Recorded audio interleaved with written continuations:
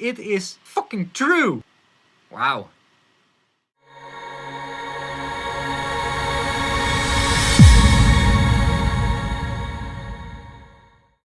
Hey guys, and welcome to a new video of Snake Oil or Not, a weekly episode in which I test plugins and see if they do what the manufacturer says it should do. And today we've got a fairly new plugin which has been buzzing on my Facebook feed for quite some time now. It's made by Sonible and it's called the Smart EQ. And here is why I find this thing interesting. Pushing boundaries with the Smart EQ. With the Intelligent Smart EQ plugin, audio tracks take on distinct personalities. The special thing about it, the perfect mix is ready within 30 seconds. So this is some kind of an AI plugin. AI stands for artificial intelligence, and that's something we are going to hear a lot during the next years in audio engineering, because if a manufacturer can crack artificial intelligence for doing a mix, my job will become obsolete and I will be a broke, poor audio engineer. Let's see what they say more. Thousands of hours spent mixing have inspired us to create an EQ with added value without turning the tonal balance of a recording into a nervous tightrope act. So what I read from this is that the guys who designed this plugin are in fact audio engineers and not software engineers, which is cool. So they've got a cool user interface and it also looks like a usable user interface, not like a vintage thing on my screen with round buttons while my mouse can only go up and down and sideways. It sells for 129 euros. Not cheap, but also not expensive.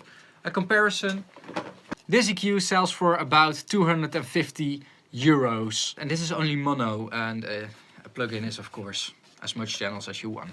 By the way, it would also be interesting if you have multiple channels, if the EQs can talk to each other so they know what's going on the other channel. I don't know if it's in there. I didn't see a button for it, but okay, so I've just installed it. Let's see what it does. Let's insert it. Sonible Smart EQ Stereo. Okay. So we've got a kick in the Smart EQ. No magic happening right away. What should I push? Standard. Smoothing. No smoothing. Master. Magic. Cool. Magic. Let's push all the... Oh. I think it's a bit heavy for the Mac. But okay, let's push all the magic buttons and let's see what happens. It's giving me a small thumbs up. Nothing happens. Ah! Okay. Okay. When you use it, it's bit... I was expecting the bands to, you know, do it by themselves, but yeah. So 70%. Okay. So if I pull them all up, it is doing what it says is ideal, I think. No, I don't think that's it. So what it does, it detects a shape in the EQing and suggests that to you. So if you turn up the band, it's actually doing more or less of that. That's pretty cool. That's pretty cool because there's still a human touch in it. And I was wondering how they did that, because a lot of those AI things are missing the human touch, are just going to a technical point of view. But now it's actually pre-selecting a certain shape and you can do more or less from it.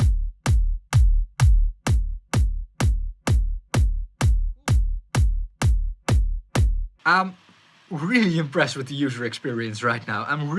Wasn't expecting this. I was expecting another burn down video, but I think I'm going to be kind about this one. I think I will. Wondering, blind plug. Okay. So for instance, this band over here, it has detected a lot of bullshit over here. And you can smooth that out with a button. So you can make it a bit smoother. So if I boost it, you can this or this. Great work, great work. What is more in here? Oh, individual bands that can be soloed. Yeah, really cool. There's also just normal EQ. So you can use it as a normal EQ. One small thing, I cannot find an analyzer in here. Sometimes it can be handy to have an analyzer. I want to try one more thing. Let me set up another session to try another thing. I'm excited about this thing. It might even be better than a FAB filter. just because of speed, because speed is everything. So I've imported a piece of music and let's see what it does on a master bus kind of setting. Let's enable the magic buttons.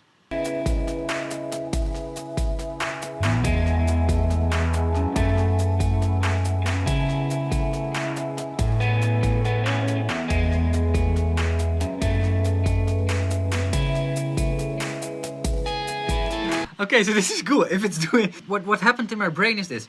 I wanted a bit more sparkle in it. So I turned up the high frequency band, but it was cutting it out.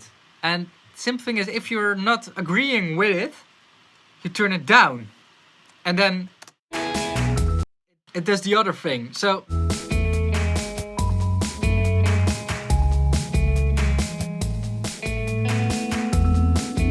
big thumbs up to Sonible for the user interface design. The way of thinking with that AI and that quick working and quick mixing. This is something I would like to integrate in my setup. Isn't going to work because I'm running RTS Pro Tools 9, so I cannot integrate it. But this would be one of the reasons for me to upgrade to a new Pro Tools setup. The reason why I like this plugin so much is because there's still a human touch to it.